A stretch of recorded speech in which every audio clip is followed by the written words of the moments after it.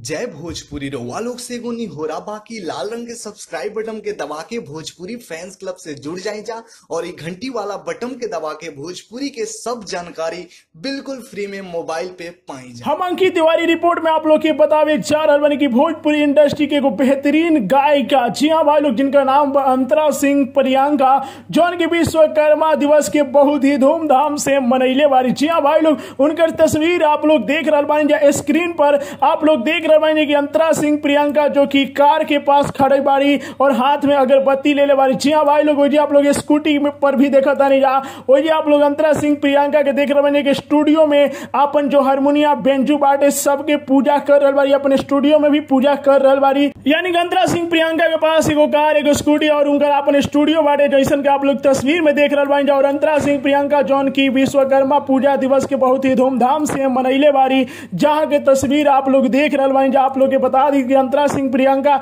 इस सब तस्वीर अपन फेसबुक आईडी के माध्यम से शेयर कैले बारी और कैप्शन में लिख रहा बारी कि आप सभी को निर्माण व सृजन के देवता भगवान विश्वकर्मा जी की जयंती पर बहुत बहुत बधाई एवं हार्दिक शुभकामनाएं। विश्वकर्मा जी अपनी कृपा सदैव आप सभी पर बनाए रखे, जय हो। इतना बात अंतरा सिंह प्रियंका अपन फेसबुक आईडी पर लिखले बारी। जी हाँ भाई लोग, और तस्वीर शेयर कैले बारी अपन बाइक पर बैठल, अपन कार में बैठल, अपन स्टूडियो में के, यानी कि बहुत ही पूजा विधि से जौन की अंतरा सिंह प्रियंका विश्वकर्मा पूजा दिवस मनैले बारी। जी हाँ भाई लोग, जहाँ के तस्वीर देख रहा बानी जा, अंतरा सिंह खूब धूमधाम से विश्वकर्मा पूजा दिवस के सेलिब्रेशन कैले बारी। तो आप लोग कमेंट बॉक्स में जाके बताएं कि आप लोग अंतरा सिंह प्रियंका की फोटो कैसा लाग रहा बा, और वीडियो के ज्यादा से ज्यादा लाइक करी जा, ज्यादा से ज्यादा शेयर करी जा। जय भोजपुरी।